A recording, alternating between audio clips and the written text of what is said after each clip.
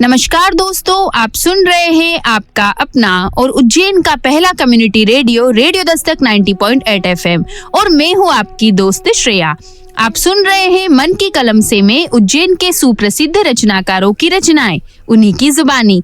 आज इसी क्रम में हमारे स्टूडियो में उपस्थित है व्यंग्य रचनाकार माननीय रमेश चंद्र शर्मा जी।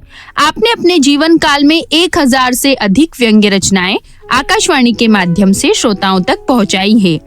इनकी अब तक की प्रकाशित रचनाओं में है एडजस्टमेंट की कला, लोकतंत्र के चूहे, आत्मा की कमीज, मंथन आदि।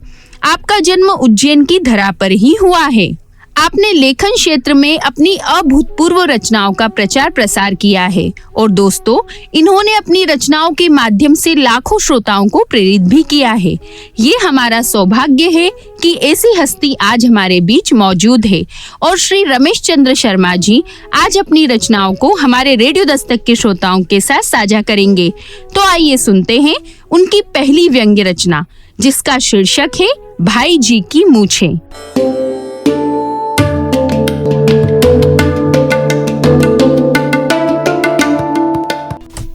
उज्जैन का पहला कम्युनिटी रेडियो दस्तक से मैं रमेश चंद्र शर्मा अपनी व्यंग्य रचना आपके सामने पेश कर रहा हूं। इस रचना का शीर्षक है भाई जी की मूछें। भाई जी, किसी ने भाई जी से पूछा,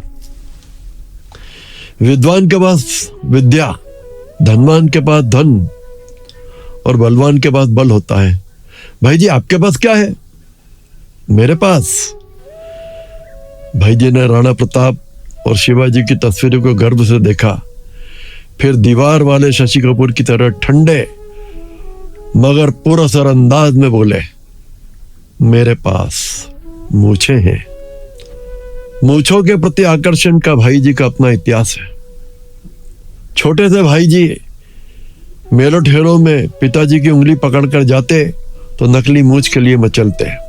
नकली मूछें लगाए भाई जी सीना तान कर मेला देखते। मुछमुंडों से भाई जी को चिढ़े। यही कारण है कि अपने लड़कपन में भाई जी ने राम, कृष्ण, शंकर, विष्णु जैसे धार्मिक पात्रों को मूछें प्रदान की। फिल्मी दुनिया भी अछूती नहीं रही। मूछ विहीन राजेंद्र कुमार, देवानंद, मनोज कुमार, विश्वजीत सब मूछवान हुए। यहाँ तक कि वहीदा रहमान, नंदा, साधना, नरगिस और सायरा बानू भी मूछवती हुई। किशोर आयु में एक बार भाई जी ने क्लासरूम में दीवार पर लटके हुए कुछ मूछविहीन महापुरुषों को मुच्छड़ बना दिया। नतीजे में हेडमास्टर साहब ने भाई जी की जमकर पिटाई कर दी।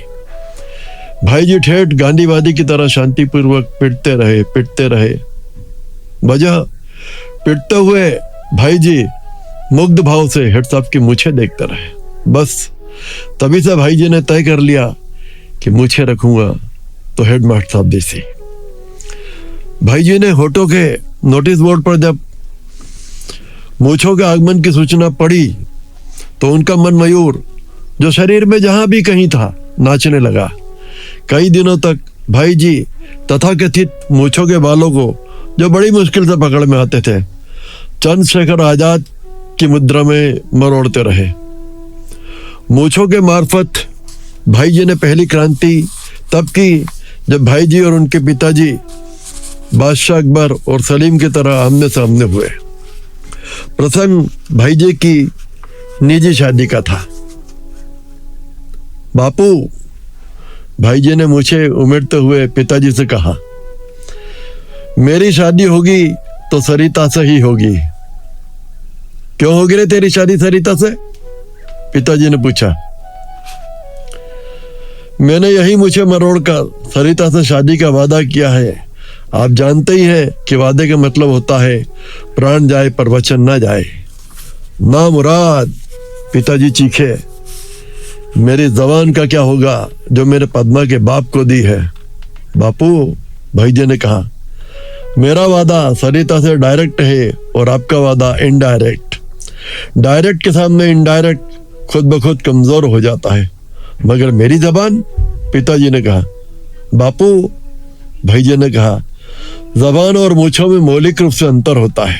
जबान का क्या है? होठों के दरवाजे बंद कर दो तो नहीं दिखेगी, मगर मूछ तो होठों के माथे पर बैठी हुई है। हमने तो कह दिया सो कह दिया। वही हुआ जो होना था। बापू कलपते रह गए। भाई जी सरिता को मूछों में लपेट कर ले आए। उस दिन से भाई जी ने मूछों को फिक्सर लगाकर 10:10 की तरह फिक्स कर दिया।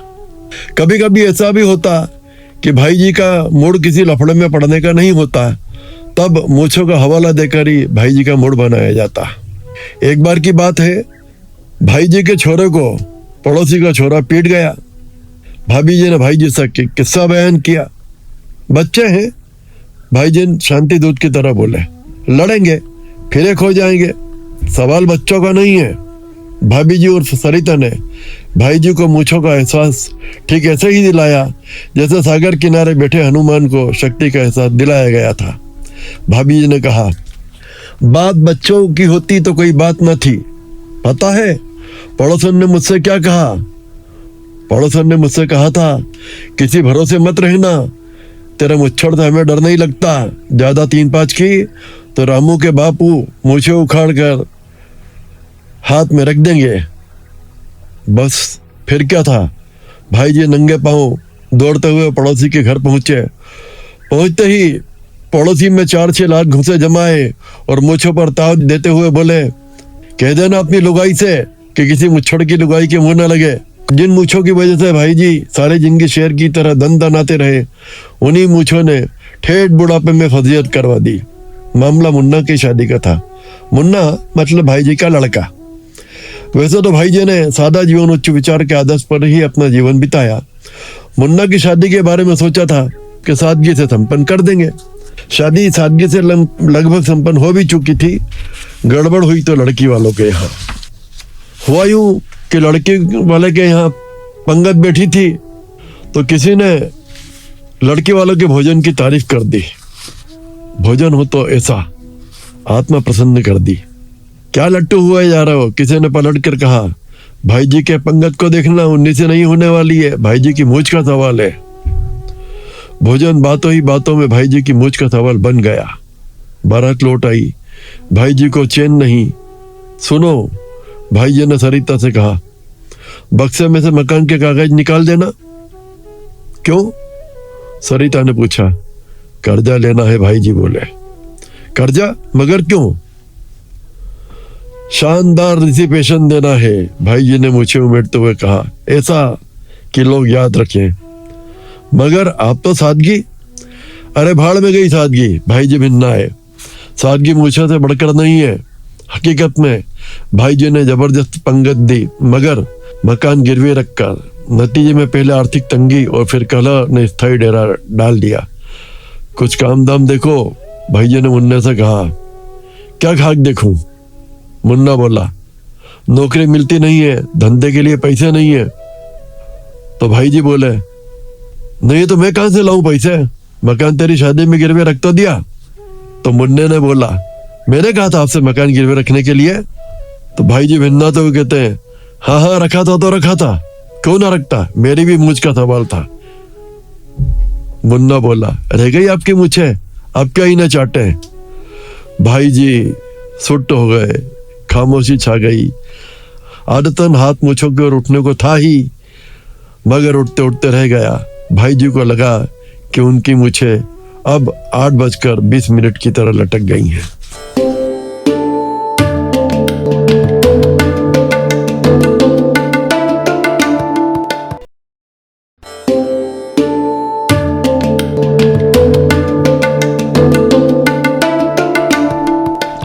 आप सुन रहे हैं आपका अपना और उज्जैन का पहला community radio, radio Dastak 90.8 FM।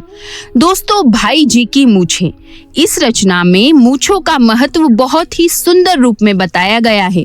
दोस्तों, कभी कभी किसी व्यक्ति के लिए उसकी मूछें ही उसका सब कुछ होती है।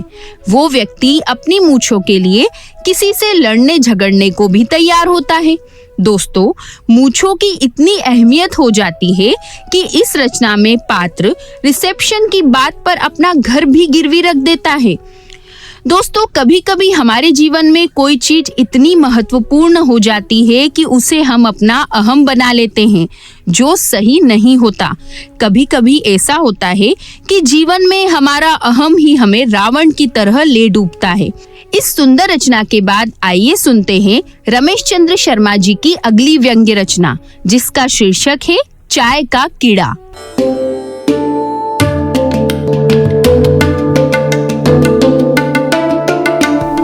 उज्जैन का पहला community radio, radio Dastak 90.8 FM। सुनेगा उज्जैन, बढ़ेगा उज्जैन। रेडियो दस्तक से मैं रमेश चंद्र शर्मा अपनी अगली व्यंग्य रचना चाय का कीड़ा आपके समक्ष पेश कर रहा हूं। अमूमन जो जिसका कीड़ा होता है वह उसी में पैदा होता है, उसी में रहता है और उसी में मर भी जाता है। मगर चाय का कीड़ा होता तो है, मगर चाय में जन्म नहीं लेता, चाय के प्याले में मरता भी नहीं है। अलबत्ता जीता है तो सिर्फ चाय के लिए और चाय के लिए। चाय मिल जाती है तो चाय के कीड़े को नई जिंदगी मिल जाती है, उसके बेनूर चेहरे पर नूर आ जाता है। चाय का कीड़ा जरूर होता है, मगर उसकी शारीरिक संरचना इंसान की तरह होती है, मनुष्यों की तरह इसका व्यवहार होता है। जहां तक इसके पाए जाने का सवाल है तो यह अक्सर चौराहों, कार्यालयों, दुकानों और गप गोष्ठियों में पाया जाता है और वहीं से चाय की गुमटियों, होटलों तक पहुंचता है। यह होटलें, गुमटियां ही इसकी मंजिलें होती है, जहां पहुंचने पर चाय के कीड़े का जीवन सार्थक हो जाता है। इसे जो आनंद चाय की होटलों पर प्राप्त होता है, वह आनंद मोक्ष की प्राप्ति में भी किसी मोक्ष चाहने वाले को नहीं होता होगा। चाय के कीड़े के स्वभाव की एक विशेषता होती है, यह बड़ा चिपकू होता है। इसके चिपकने की अवधि चाय न मिलने से शुरू होती है और चाय पी लेने पर खत्म हो जाती है। चाय पीने के बाद यह तड़तने से सटक लेता है। बात इसके चिपकू स्वभाव के बारे में करें तो यह सामने वाले का पीछा तब तक नहीं छोड़ता है जब तक कि सामने वाला इसे चाय नहीं पिला देता है। चाय पीने के बाद प्राप्त ऊर्जा का प्रभाव इसके हाव भाव पर दिखने लगता है, आवाज में जान आ जाती है। चाल के बारे में तो यह है कि कोई मुझे कट चाय पिला दे तो फिर मेरी चाल देख ले। चाय पीने के बाद चाय के कीड़े के सीने की साइज अपने आप बढ़ जाती है।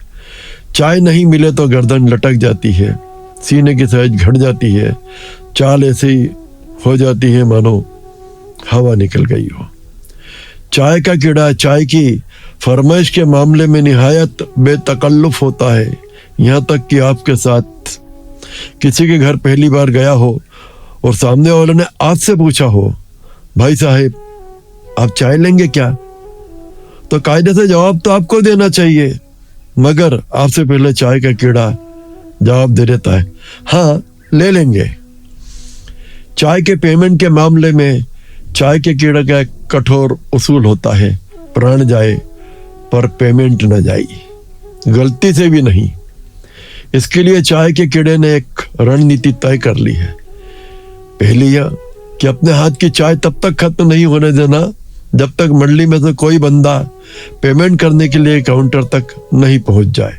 दूसरी यह कि अगर आप भूले भटके चाय जल्दी पी भी लें तो खाली गिलास टेबल पर रखें और सामने वाले लघु शंकागृह की तरफ लपक लें।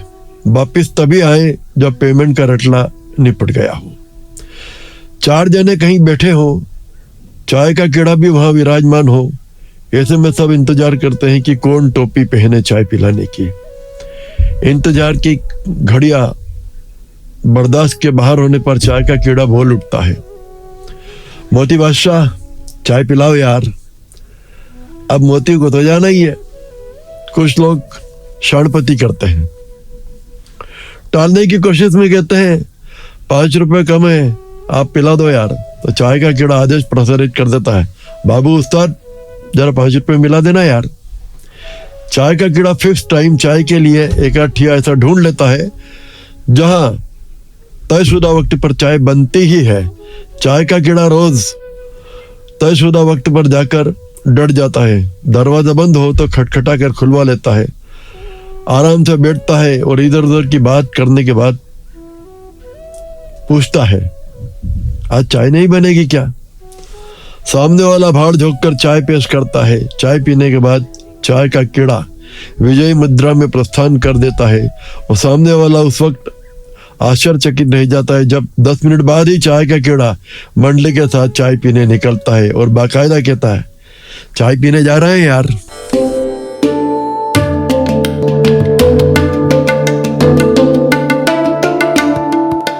आप सुन रहे हैं आपका अपना और उज्जैन का पहला community radio, radio Dastak 90.8 FM। दोस्तों, चाय का कीड़ा, ये रचना वाकई में हमें जीवन के वास्तविक दृश्यों से जोड़ती है। हमारे मालवा क्षेत्र में चाय के कीड़े तो बहुत ही मिल जाते हैं। दोस्तों, इस तरह के लोगों के चाय की दीवानगी इस कदर होती है कि उनसे कभी पूछा ना भी गया हो कि क्या आप चाय लेंगे, तो इनका मुख हामी भरने वाला ही होता है। और कितनी ही कमाल की व्यंग्य रचना आपने इन दृश्यों के ऊपर बनाई है, जो वाकई में बहुत ही सराहनीय है। इस सुंदर रचना के लिए श्री रमेश चंद्र शर्मा जी का बहुत बहुत धन्यवाद कि आज आपने अपनी इन बहुमूल्य व्यंग्य रचनाओं को हमारे रेडियो दस्तक के श्रोताओं के साथ साझा किया। एक बार पुनः आपका धन्यवाद। एंडिंग है। तो दोस्तों, आज मन की कलम से के एपिसोड में आपने सुना श्री रमेश चंद्र शर्मा जी की अद्भुत व्यंग्य रचनाओं को। अगले एपिसोड में हम पुनः मिलेंगे कई नई रचनाओं के साथ। दोस्तों, यदि आपके मन में भी है कार्यक्रम को लेकर कोई प्रश्न या सुझाव, तो आप हमें संपर्क कर सकते हैं रेडियो दस्तक के व्हाट्सएप नंबर 9406894068 पर। और साथ ही आप हमसे जुड़ सकते हैं हमारे social media account Facebook, Twitter, YouTube, Instagram और शेयरचैट पर भी, जहां पर आपको मिलेंगी कार्यक्रम से जुड़ी सभी जानकारियां। तो दोस्तों, अब वक्त हो चला है आपसे विदा लेने का। अगले एपिसोड में हम पुनः मिलेंगे कई नई रचनाओं के साथ। तब तक के लिए दीजिए अपनी दोस्त श्रेया को जाने की इजाजत। पर आप कहीं मत जाइए, सुनते रहिए आपका अपना रेडियो दस्तक 90.8 FM। सुनेगा उज्जैन, बढ़ेगा उज्जैन।